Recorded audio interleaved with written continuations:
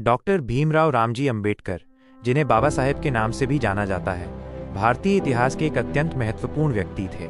उनका जीवन संघर्ष, शिक्षा और सामाजिक न्याय के लिए समर्पित रहा।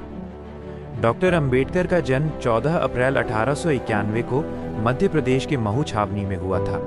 वो अपने माता पिता की 14वीं और अंतिम संतान थे। वे महार जाति से थे, जिसे उस समय अछूत और निचला वर्ग माना जाता था।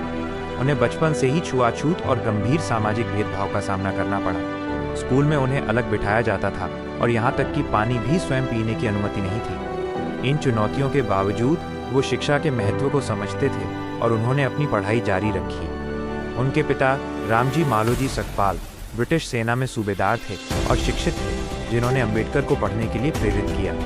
अपनी असाधारण मेधा और बड़ौदा के महाराजा सयाजीराव गायकवाड़ तृतीय की आर्थिक सहायता से उन्होंने उच्च शिक्षा के लिए विदेश की यात्रा की। उन्होंने कोलंबिया विश्वविद्यालय, न्यूयॉर्क से एमए और पीएचडी की उपाधि प्राप्त की और लंदन स्कूल ऑफ इकोनॉमिक्स से एमएससी और डीएससी की उपाधियां हासिल की। उन्होंने ग्रेज इन लंदन से कानून की ट्रेनिंग भी ली।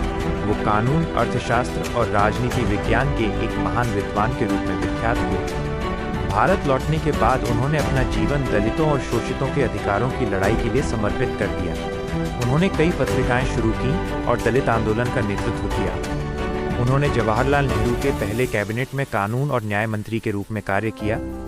उन्हें संविधान प्रारूप समिति ड्राफ्टिंग कमेटी का अध्यक्ष नियुक्त किया गया और उन्हें भारतीय संविधान का मुख्य निर्माता माना जाता है।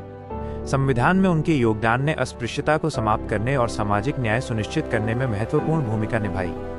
उन्होंने 1956 में हिंदू धर्म में व्याप्त जातिगत भेदभाव से निराश होकर अपने लाखों समर्थकों के साथ बौद्ध धर्म स्वीकार कर लिया। डॉक्टर अंबेडकर का निधन 6 दिसंबर 1956 को हुआ।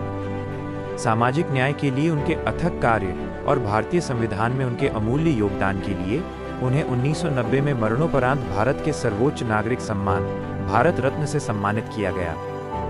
डॉक्टर अंबेडकर ने न केवल दलितों और वंचित वर्गों के लिए बल्कि पूरे राष्ट्र के लिए स्वतंत्रता, समानता और बंधुत्व पर आधारित एक न्याय संगत समाज की नींव रखी। आपको ये वीडियो कैसा लगा? अगर आपको ये वीडियो पसंद आया है तो कमेंट बॉक्स में जय भीम लिख दीजिए और अगर आप हमारे चैनल पर नए हैं, चैनल सब्सक्राइब कर दीजिए।